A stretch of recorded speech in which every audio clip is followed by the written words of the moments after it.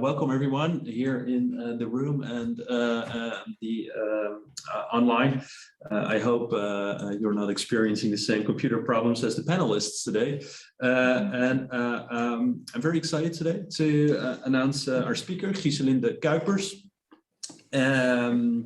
because I think it was something like 15 years ago when I was a student of sociology at the University of Amsterdam, where I had the privilege to be exposed to your work, Giselinde, for the first and also for the last time. So we're going to change that today. When you gave a guest lecture in the cultural sociology program I was following at the time, together with Matthijs Rodan, who unfortunately could not be here today to join us.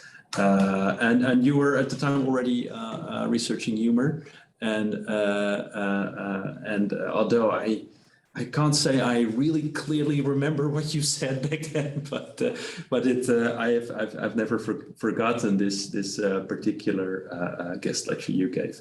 So I'm really excited to have you here today. And for those of you who are unfamiliar with Giselinde, she's a professor at the KU Leuven. That's in Belgium, and she was formerly a professor here at the University of Amsterdam. And without much further delay, I will simply give the floor to you. And for those of you new in the room today, if you have any questions, you can type them into the Q&A box, which is sort of at the bottom of your Zoom bar. And then Bert will moderate the discussion after Giselinde's talk is finished. Okay, well, thank you very much, Gijs, and really good to see you all. So I'll start sharing my screen, which is here. So thank you very much also for this very nice introduction. So today I'm going to talk to you about humor and polarization, or how humor drives people apart in politics and beyond. Why is this? Yeah, so this actually started as something of an impromptu project. So as Gijs said, I'd been working on humor for a long time, on and off, but it hadn't been the central theme of my research for quite some time. While in the 2010s, I started noticing that it seemed almost everywhere politicians were using humor a lot. And particularly politicians that were described by many people as populists, or started using humor in many ways. And this also led to, for instance, well, the most obvious example clearly are Trump and Johnson. And I will remark a bit about this later, because they might now even seem a bit outdated. But it was really interesting to see that they were using humor quite a bit. And what's also unusual is that they were using quite a bit, even though they were at the center of power. And typically when people talk about political humor, they tend to say that this is something that is done sort of from the margins of politics, from the outside, but it's something that is actually not something that established politicians do. So it's cast as the strategy of the underdog, the outsider, the satirist, the joker, who laughs and pokes fun at power while not sharing the power themselves.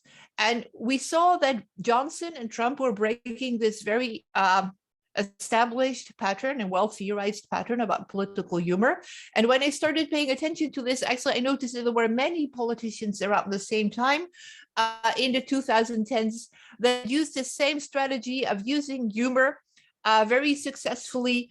And many of these politicians were definitely not powerless, but present themselves as on the margins of traditional politics and used humor to make their points. So just quickly, these are Dutch politicians, but also Zelensky is the current president of Ukraine, who was a comedian, then was elected. There is Bolsonaro, there is Bart de Wever from Belgium, there is Nigel Farage from the UK, and there is Salvini from Italy, and there is also Timo Soini, who you may not be aware of, a Finnish politician, and all of them are actually characterized by their ample use of humor, and they're being characterized as, to some extent, populist, though not necessarily right-wing. So there's also left-wing populism. And of course, this was not new. because as always, Italy was the first where all these things happened. So in Italy, actually, they have a political party that was founded by the Five Star Movement, founded by a comedian. But if you go back earlier, actually, the first pioneer of this specific humorous style in politics was, of course, Berlusconi, with one of his most famous humorous interventions that you see here, where he talked to the then chair of the European Parliament, calling him capo as a joke. And you can see from his face also that he is joking here. So everything about his face suggests that he thinks he's very funny. So this led me to the question, or the sort of hypothesis, that this use of humor was somehow related to the increasing political polarization that we saw also across Europe in the same period, so in the 2010s. So the question I started exploring more or less impromptu was, what is the role of humor and laughter in this social and political polarization that we saw in the 2010s in Europe, but also in the US, Brazil, and many other places.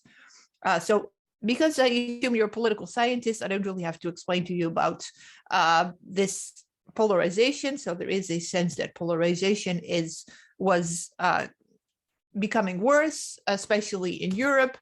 And there is actually a lot of theory about polarization that I assume, again, as political scientists, you know more about than I do.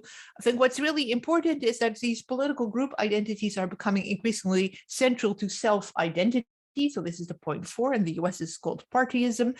And that this polarization has a strong affective connotation. So evaluations of other and self are couched in strongly affective and emotional terms. So political others are seen as bad people, hateful people, whereas people have very positive affective sensations regarding the political self, so their own group. So this is actually a process. I'm sorry, I'm also mommed by a child, so we're still in the Zoom world. Sorry, this hasn't happened for me sometimes. He has new shoes. I'm terribly sorry. Wanda, ik ben een presentatie aan het geven. Even niet. Heel mooi. Sorry about that. So humor is actually one of the ways that people can effectively change and influence relations. And humor, which is something that I'm assuming you're less familiar with than polarization, is a very specific communicative mode that is characterized by non-seriousness, incongruity, sociability, so a group of togetherness expressed in laughing together, transgression, including moral boundary transgression. So humor often touches on something, my apologies for this, something that is felt to be taboo or painful. So it can, in a humorous way, you can say or do things that are you couldn't do otherwise. And it often comes with a downward shift. So when you laugh at something, you make it smaller, you take it less seriously. And that's why humor is often experienced as a form of aggression, so a form of degradation. So this is something I'd been studying for a long time, on and off, but I was intrigued to see how this particular communicative mode all of a sudden became very central to politics. So what I started doing in the midst of 2019 was to collect, examples of this sort of polarizing use of humor by politicians. So first, what I did, I started a somewhat systematic collection of media examples of humor in polarizing political interventions, specifically in the English, Dutch, and Italian-speaking world. So between June and 2019, I sort of started collecting these things, looking for them in media, sort of keeping a file of such interventions. And I also looked for secondary sources, so academic studies and news sources, where I saw these polarizing humor from a range of places. And I used this for abductive theorizing, which is described by Tavory and Timmermans as a creative interferential process aimed at producing new hypotheses. So what happens if you see something surprising but doesn't fit your expectations, you gather new material and for a back and forth of theorizing about this. And the surprising new finding here was not only that humor was so prominent in politics, but also that it was used by politicians at the center of power. And then at the end of 2019, something happened that really stopped this project but I'm not picking this up again. So I actually take this as an opportunity to restart this and also restart the conversation about this with you. So one of the ways that populist politicians had been using humor for a long time is as a dog whistle, to sort of to refer something and then say it was just a joke. But actually, interestingly, by the time that I started collecting my data, this was not the main mechanism anymore, in the sense that this just a joke excuse was not as common anymore, and people actually had gone far beyond being implicit about their remarks. So what we did see instead, what was very obvious, is that politicians were using humor to attack, to mock, and to provoke. And what's interesting about this attack, mock, and provoke by politicians in the center of power is actually that this is the strategy that's often described as the strategy that's typical for satirists. So the jokers at the outside, at the margins, that attack those in power, but instead exactly these same strategies we now see with people who are in the center of power. So one of the examples are close to the center of power. One of the examples in the Netherlands of someone who uses humor in this way a lot is Geert Wilders. And this is probably one of the most startling interventions that he did. The whole Netherlands doesn't even know if the prime minister has ever had a woman in parliament. A star at this mock and attack, of course, is Donald Trump, who uses Twitter to attack people, also calling his opponents by names. Nigel Farage mocking incoherent Theresa May. Donald Trump, and then, sorry, there's something wrong with my... And what's interesting about this specific strategies and why it has been so popular among satirists is that it actually, this being left at is something that's very, very difficult to respond to. So this is something that I've analyzed in several publications, which is that the moment that someone is laughing at you, it's actually very, very difficult to respond at this with dignity. So you can laugh along or you can ignore it, but very often, actually, this exposes the person being laughed at as being sort of clumsy and awkward and unpleasant. And I think this is something that especially Donald Trump has used very, very often, because in that way, mockery and a humorous attack can actually be used as a provocation. So to drive people crazy, as Trump has said during one of his rallies. So what satire can do is it is an attack on dignity that may provoke the opponent into undignified behavior that can be mocked even further. And this specific strategy is a strategy that was often used by many politicians in the 2010s. So the second mechanism that I found, apart from this attacking and mockery, is that humor and laughter is used to build community. So the aspects of play and sociability in humor can create collective effervescence and a positive effect. So it can build a community of people who are sort of politically on the same side. Something who was really a star at this was Donald Trump. And I'm not sure if you've ever had the opportunity to look at one of Trump's rallies, but you can actually see, well, not live, of course, you can actually see how the laughter is sort of rolling across the room and how he's sort of really almost like a conductor at an orchestra is directing the laughter across the room in a very specific way, really building a sphere of strong collective effervescence. You can also use it with in-group jokes, and someone who's a master at this is Boris Johnson. This is a clip of his best jokes during one of the conservative big meeting that were collected by the Sun and downloaded many, many times. You can also use it to charm old and new audiences. So I think this is something that, for instance, Tuna Kuzu is very, very strong. I'm not sure if you're Dutch, if you've able to see his roasts that he made. He's probably one of the wittiest people was one of the wittiest people in Dutch parliament. You can also use this to anchor identity in humorous symbols. And this is something that the alt-right has been traditionally very good at, as we probably all recognize. So memes also are used to rally around this sense of, and memes are often humorous, of course, around this sense of collective identity and collective effervescence. So then the third mechanism that I saw after looking at all these examples is that humor is used to cultivate negative outgroup affect. So anger, disgust, and hatred, also with longer term consequences. So it's used to attack the opponent, it's used to build this in-group feeling, and then it's really also sometimes used to direct negative emotions vis-a-vis political opponents and other political groups. Again, Trump is the obvious example. Even very early on, he mocked a disabled reporter imitating him like this. But also in the Netherlands, and I have to apologize, but this is something that was tweeted by Geert Wilders again, where he tweeted Gregorius Nekschot, who is very clearly someone who uses humor to play on feelings of not only hatred, but really disgust. For instance, so cultivating in-group and out-group feeling with disgust and disdain.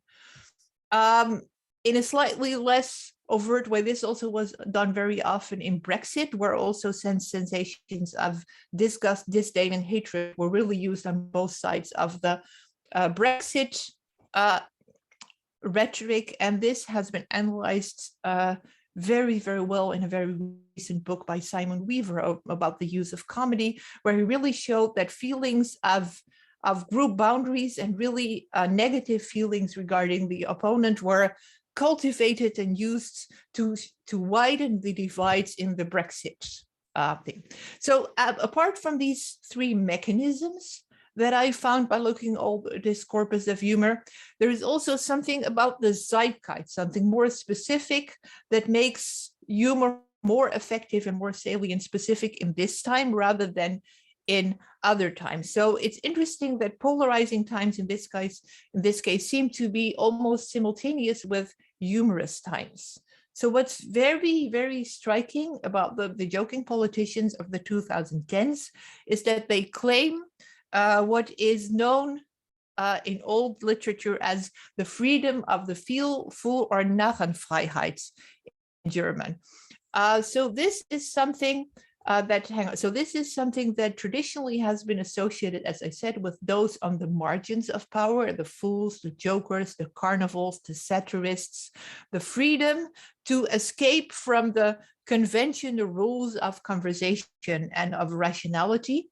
And typically, even when politicians came from the margins to the center, and this has happened before, so there have been many people who started as from social movements or from countercultures. The moment they entered politics, they sort of sobered up and started to behave more like regular politicians.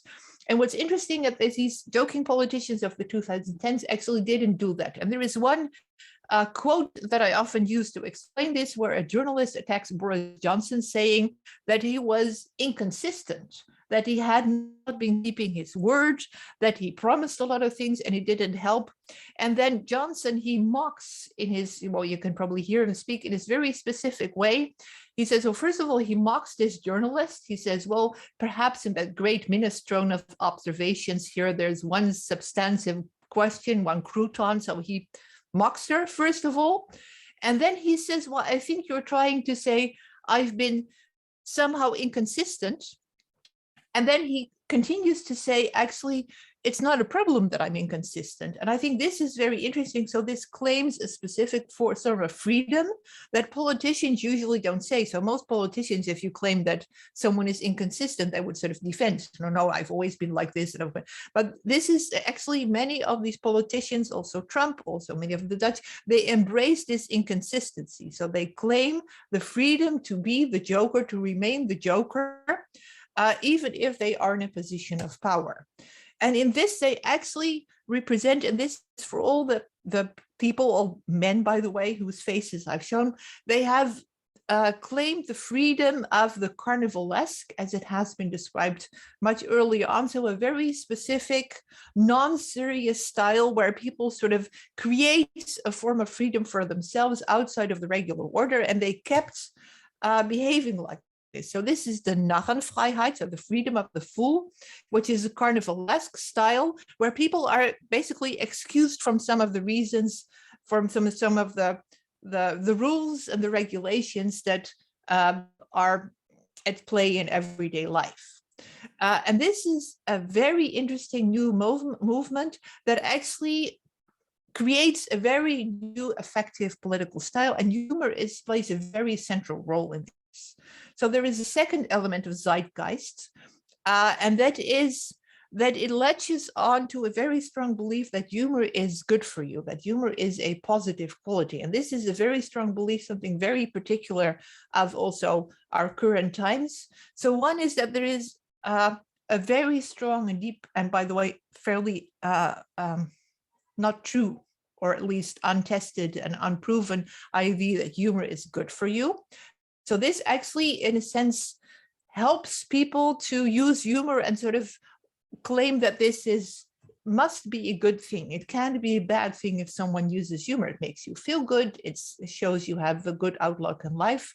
And secondly, there is an increasingly strong belief that humor also is somehow the opposite of dictatorship, of tyranny. And also this is a very strong trope around in popular culture, as you can see from these examples.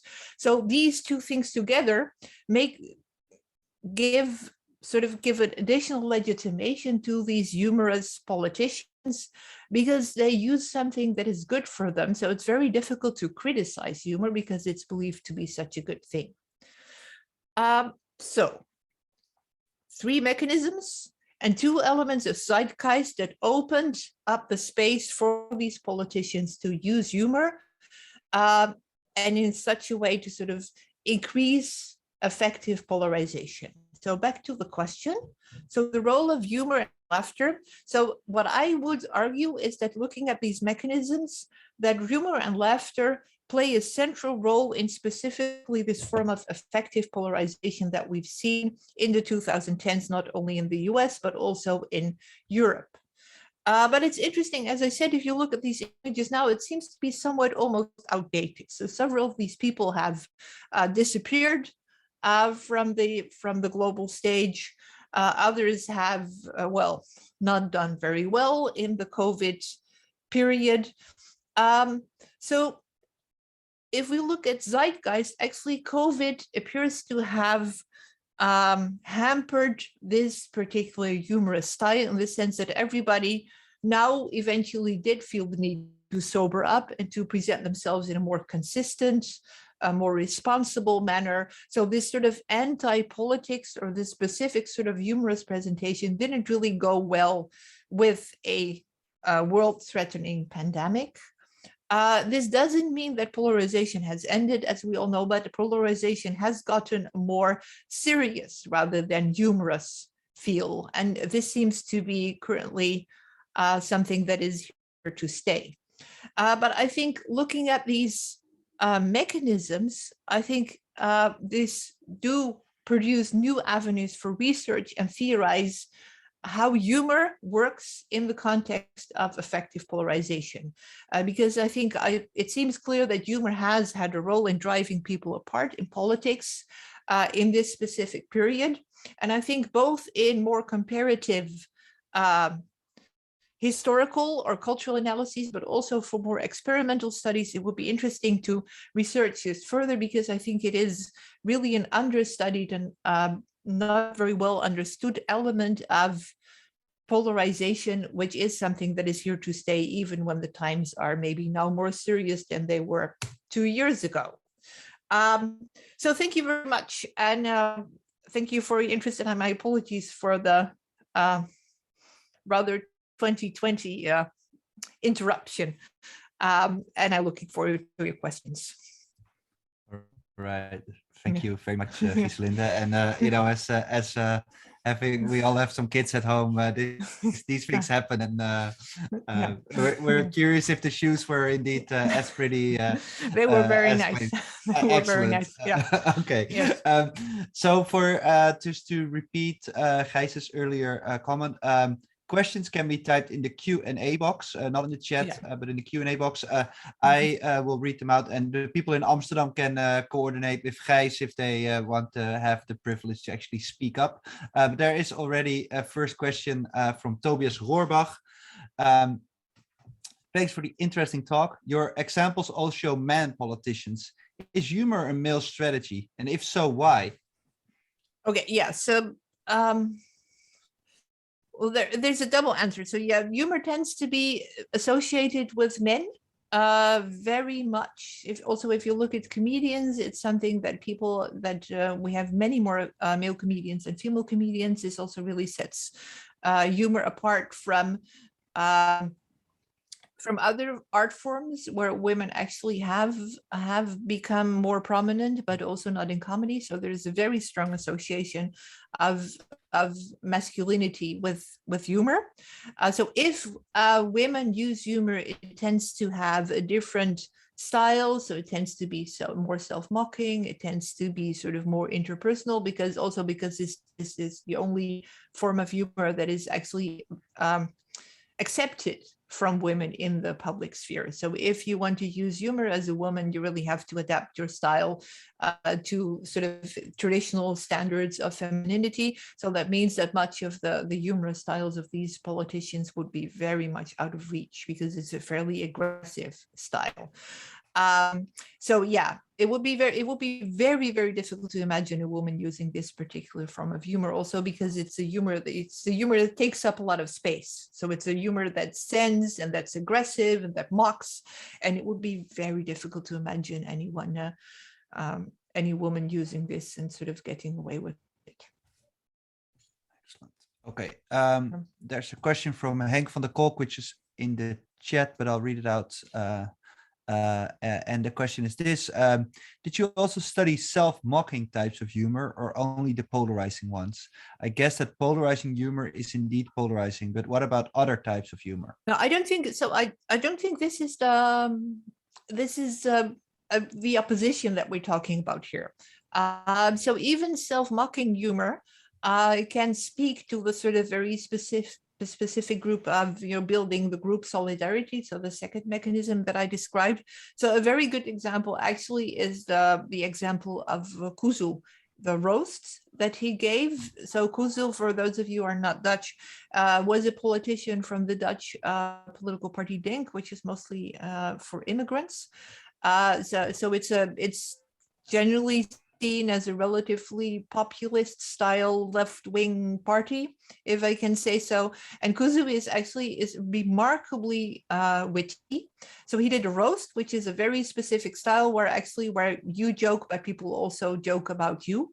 And also even the self-mocking humor was very effective in presenting him as sort of a all good guy,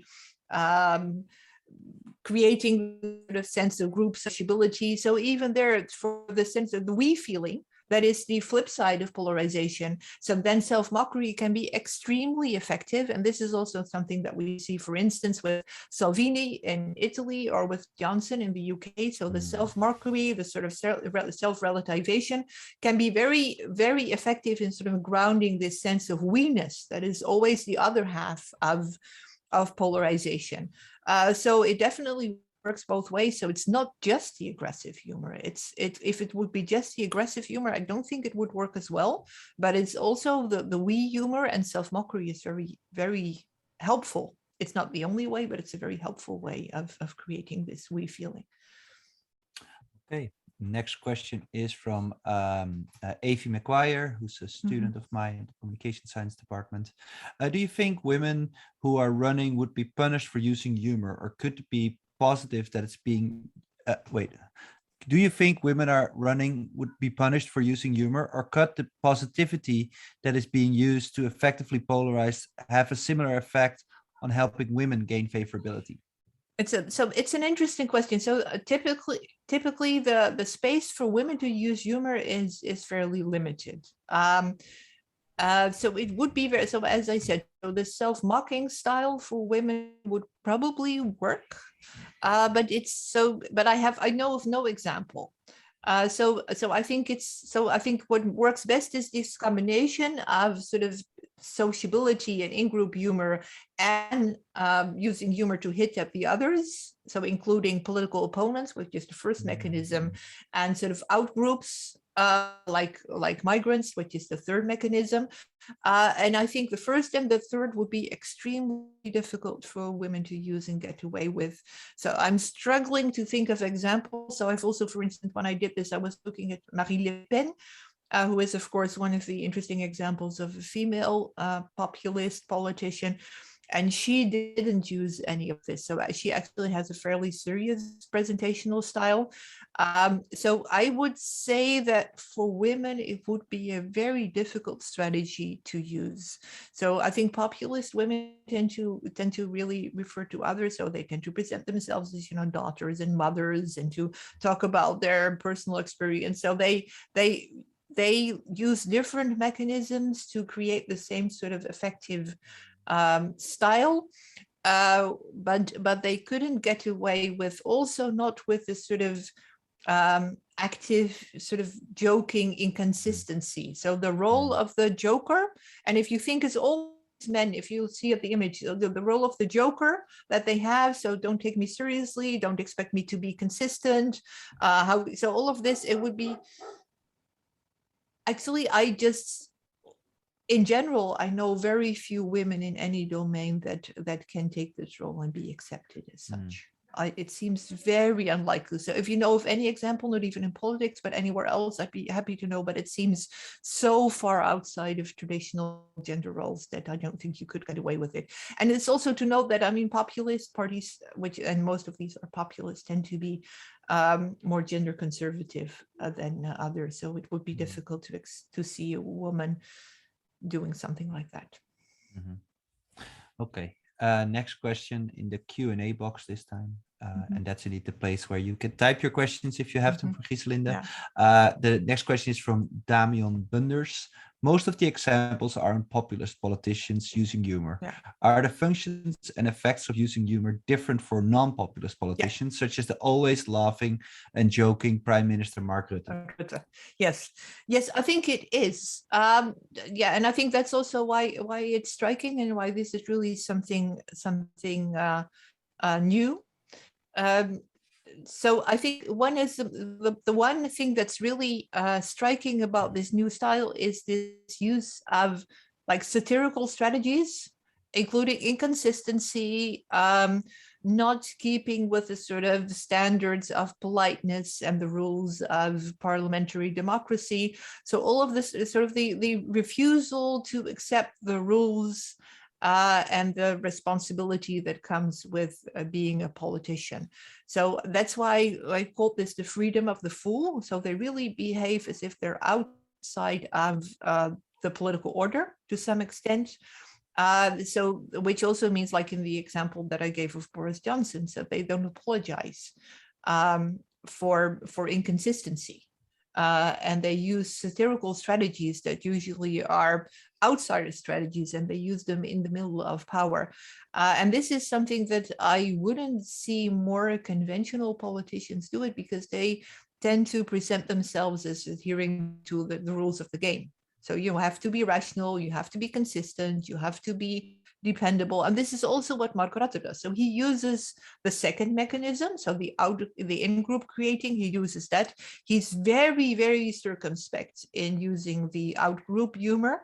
So he hardly ever does that. So every now and then it slips out, but it's very, very common. So he uses humor very much only in the sort of cohesive, connecting way. He never would use humor in the satirical way to mock and attack in this sort of way. Even when, so there was this odd slip up in his press conference of this Tuesday, I think it was. I think that many people also noticed on, where he made this sort of odd remark about Jesse Klaver. And that was, I think that was, I'm not sure if you remember, if you're Dutch, I think that was a very unusual moment where he had sort of, was poking at one of his political opponents about him liking the sort of the heaters on terraces. And I thought that was very much out of character, because it seemed almost to be an attack on a strange moment where he used the joke. And I think that was a slip up, because he hardly ever does that. And that was nowhere near as as harsh as any of these other politicians use. So you can use part of humor, but I think settled, more conventional politicians are very specific in what sort of ways they can use humor, and they're very aware of the danger. And so it's interesting that these populist politicians, by taking this freedom, they can afford to do things that regular politicians would never get away with, and would really harm their also in terms of humor, that would really harm their position and prestige. So it's not just the laughter, it's the very specific humorous style that is new. Excellent. Next question is from Nina Obermeyer. Thank you so much for the interesting presentation. I was particularly intrigued by your inclusion of memes and humorous symbols. My sense is that these are increasingly less funny and more openly hateful, especially in relation to COVID politics. Yeah. Do you think that humor in politics in general is becoming less subtle in terms of things like dog whistles, to the extent of losing many of the aspects traditionally associated with humor, like play? That's actually not one question, but it's a lot of questions. I'm trying to see how I can. So I don't think humor is one thing. I think that's the central thing. So I think there have always been many forms of humor, including nicer and less nice forms of humor. So it's not as if there was a golden age when humor was friendly and playful and memes were all nice, and now they are becoming nasty and bad. I think it's not one or the other. So I think what is interesting is that darker forms of humor are becoming more common in public humorous discourse, not only on the margins, but in the center. And memes are interesting there because, of course, in alt-right has in a sense has always used a lot of memes. So actually, it was the first time that I started to discover that something odd was happening with humor was maybe 15 years ago, when I started encountering the first alt-right memes and discovering that this actually was like a political subculture that was revolving around the use of humor. And many of the strategies that we now see closer to the center of politics are things that I saw for the first time about 15 years ago online in various, well, at that time, fora and even news groups, where people were using these memes to sort of shape political identities.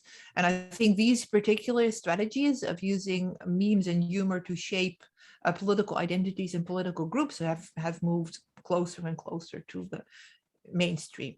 So it is changing the rules of the political game, I think. Yeah. I hope that answers your questions. There were. Yeah. Yes, let's assume it's a yes. There was a suggestion from Sarah de Lange. I think that Sarah Palin could qualify as an example. She is known to joke with journalists. Yes, it's interesting. Yeah,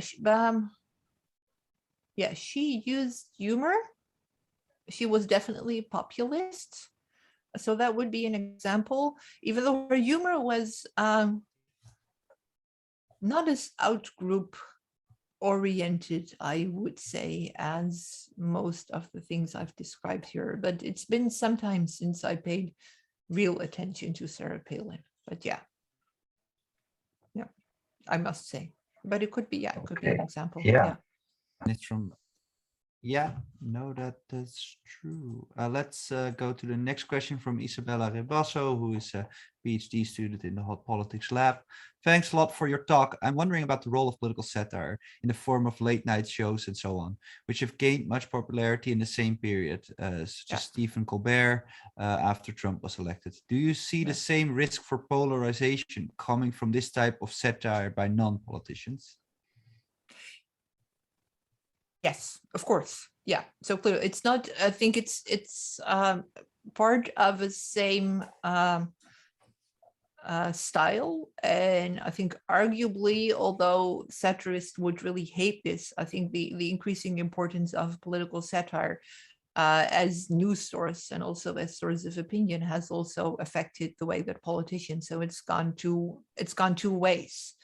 And I think this really upsets some satirists, because they also really like to believe that they're on the margin of power, and they have become more and more powerful and real voices also in the public domain and in political discussions.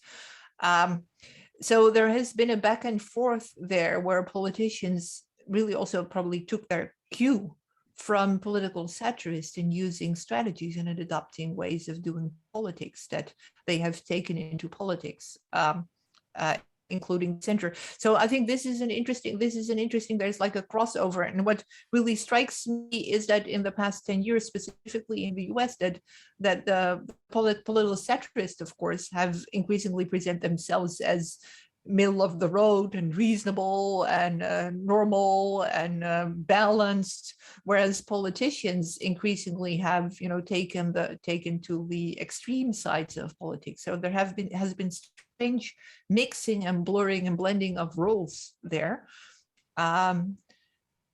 which really also pains me. I remember when I was living in the US 20 years ago, so this was during Bush II, that the Daily Show was like a religion to many people, because it was like the most, by far, not only very funny, but also by far the most reasonable place in politics in many ways.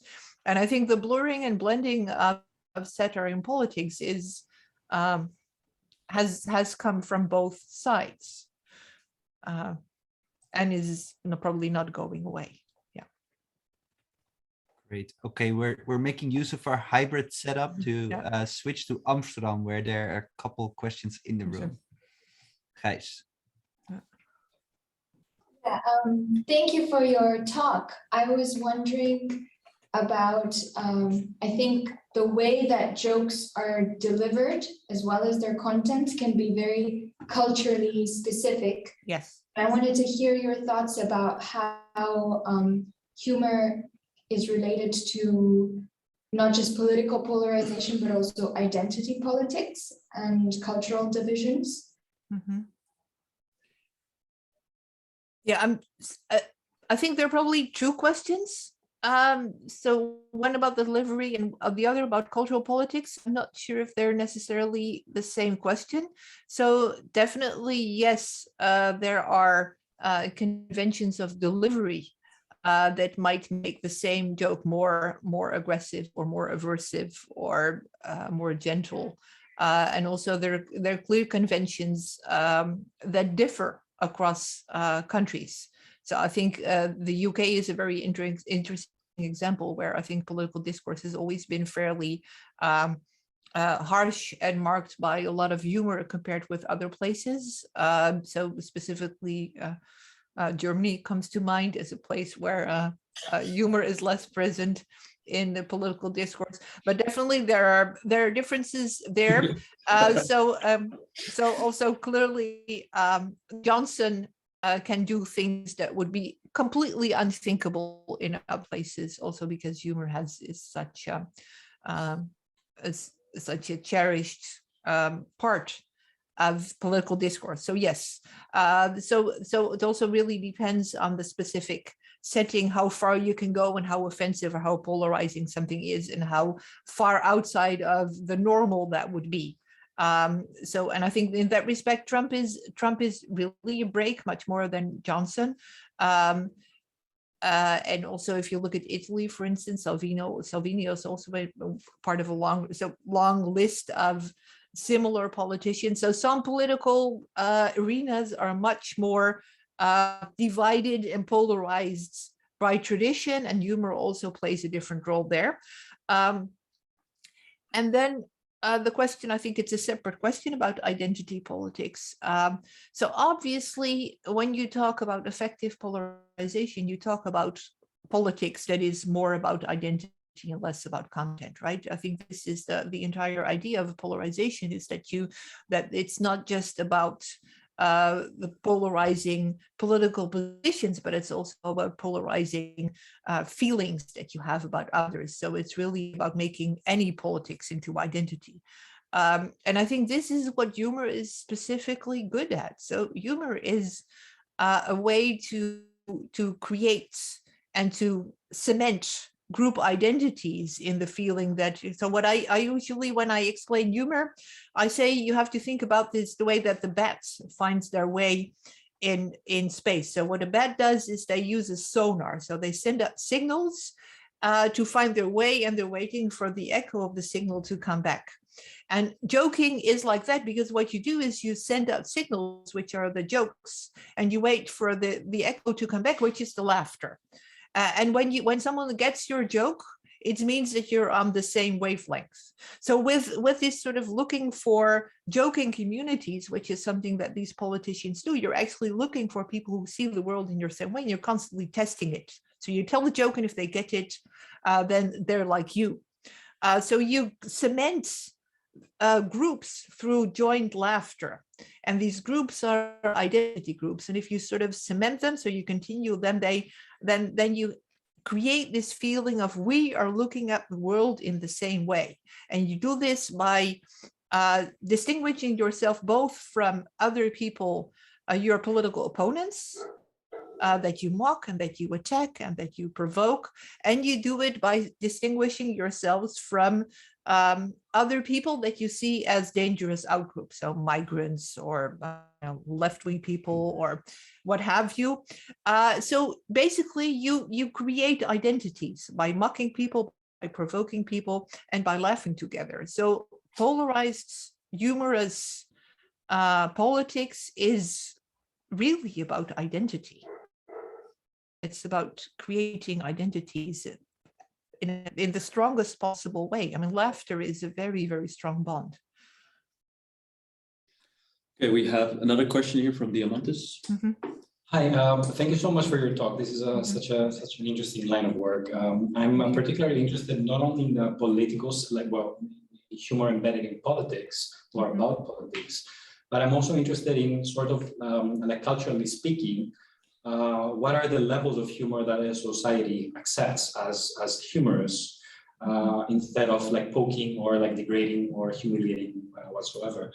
And I wonder whether there exists cultural content analytical studies, for instance, that would look on media content, entertainment content, so not specifically political news, for instance, that would actually give us some indication on whether there has been a transition, socially speaking, culturally speaking, from more humoristic, expressions of humor to more degrading and humiliating forms of humor. Whether there exists some line of research showing something like that, and whether you would you could say something about how this could affect humor in politics or vice versa. It's a very good question. I'm trying to think if there is. So there have been some studies, actually not that many. So there is just not that much research on humor, and also not very systematic, and definitely not a lot of comparative work. So I have done some research comparatively, not on public humor, but on asking people what they felt was good humor. For instance, comparing the Netherlands and the US. I thought that's quite some time ago. And that was probably what Gijs was referring to earlier. And that showed that not only that in the Netherlands, people are willing to accept and endorse humor that is a lot more hard, as the Dutch would call it, or degrading or offensive than Americans are likely to accept. And I think there are some significant cultural differences in humor styles, where I think this sort of idea that humor is good if it's a little offensive is something that is an idea that's widely shared, at least in Northwestern Europe, so in the Netherlands, but also if you look at Germany or Scandinavian countries or the UK, and that really sets it apart from other places. So and this is also something that has shifted. So this belief that hard humor is good humor is something that actually has become stronger in Northwestern Europe. And it is stronger there than in some other countries. So you can say something about that comparatively. But I think what's also interesting is that in the past, maybe 5 to 10 years, there also has been a very strong counter movement where people increasingly are starting to object to forms of humor that they think are more degrading or more offensive, that it leads to more protests, both in media, but also in interactions when there really is the pushback against these sort of harder offensive humor. And I'm sure if you live in the Netherlands or anywhere in Europe, you may have probably seen examples of these pushback against this sort of offensive humor. So it's also something that's really not stable. So it's really, I think it's something that's very much in flux. And one of these, maybe because I know we're nearing the end, one of the things that really has struck me is that humor in the past decade, apart from has making it to the center of politics, also really has become an arena for social struggle and for cultural struggles in ways that I've never seen before, where particularly this degrading element of humor has really become strongly contested. Great, thanks. There's a question from Alberto Godioli. Oh, hi, Alberto. How are you? Good to hear from you. Yeah. Excellent. So many thanks, Giselinde, for the fascinating presentation. With regard to women politicians and polarizing humor, an interesting case could be Giorgia Meloni, leader of the far-right Fratelli d'Italia party in Italy. Yeah. In 2019, Meloni was the object of a parody remix of one of her speeches. What is interesting is that she appropriated the parody and turned it into a self-enhancing humor, which played an important role in her campaigning strategy. Yeah. Do you know of other similar cases of politicians re-functionalizing satire against themselves and thereby turning it into their advantage?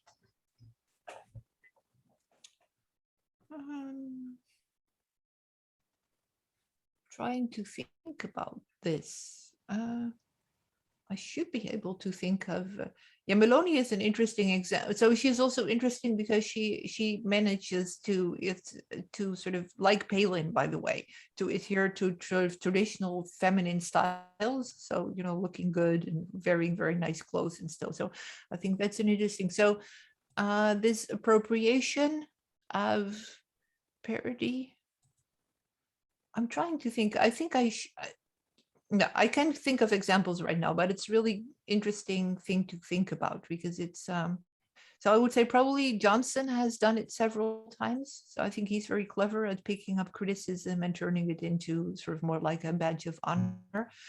So that's the only one I know off the cuff.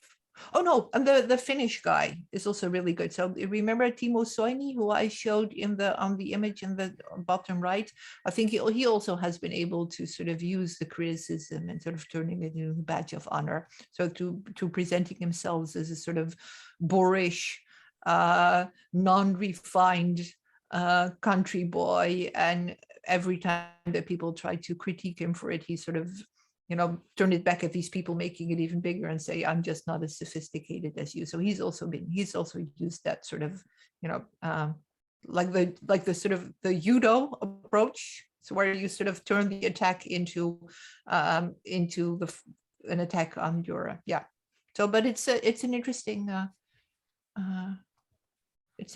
question. Right, we go for, I think, what will be the last question of today by Elina Zorina. Thank you for the interesting talk. First, a clarification question. Well, let's skip the, well, let's just do the whole thing. First, a clarification question. Do you consider humor to be under the conceptual umbrella of incivility practices or not? And do you think such strategies might mobilize populists or opposition supporters, not only in terms of sympathy towards some politicians and disapproval of the elites, but also in terms of bringing out people to protest, vote, and so on?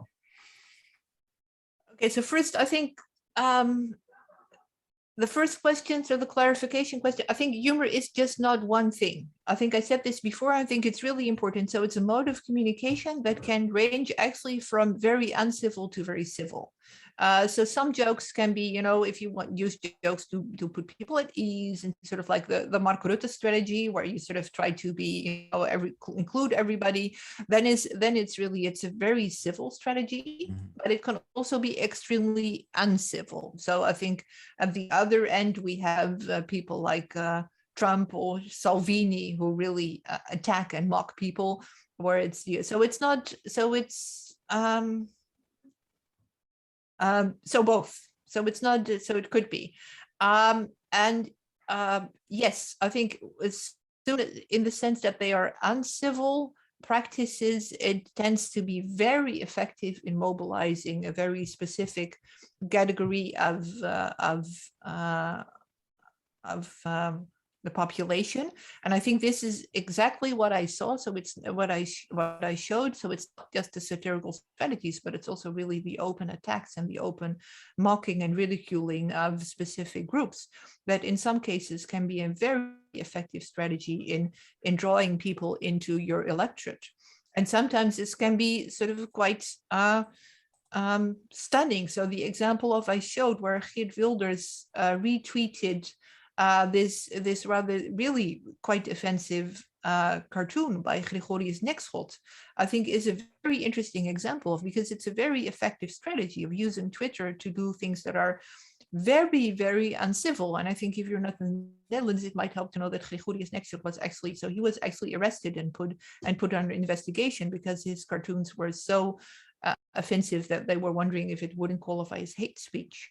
And so retweeting this as an elected politician is a big statement that is, yeah, like incivility in an extreme form, where you know that you will offend people, and it is a very effective strategy. I think right now Wilders is probably the longest, has been in parliament longer than anyone else in Dutch parliament. So it's a very effective strategy. So sometimes the use of humor is a way to simultaneously, appeal to the people who agree with you and offend the people who don't agree with you at the same time. And this is it works very well. This is what all these people show, all these politicians that I discussed, they use the sort of in-group, out-group dynamics in an extreme way. And that is really uncivil also in the sort of, both in the everyday and in the analytical use of the term. Yeah.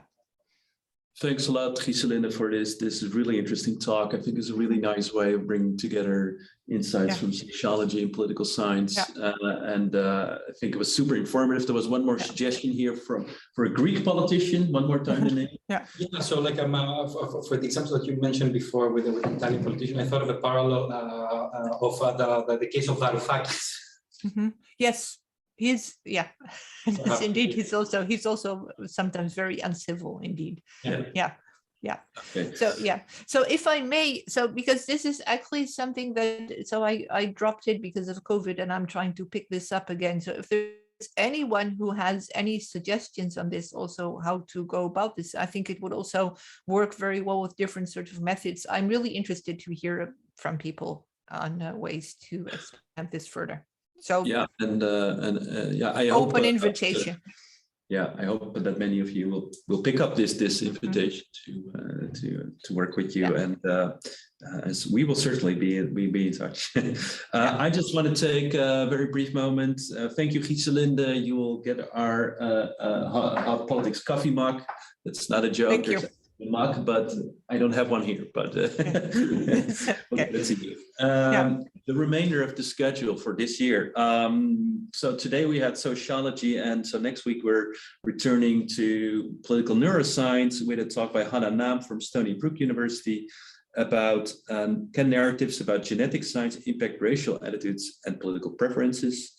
The week after, we have a longer program, that's November 19.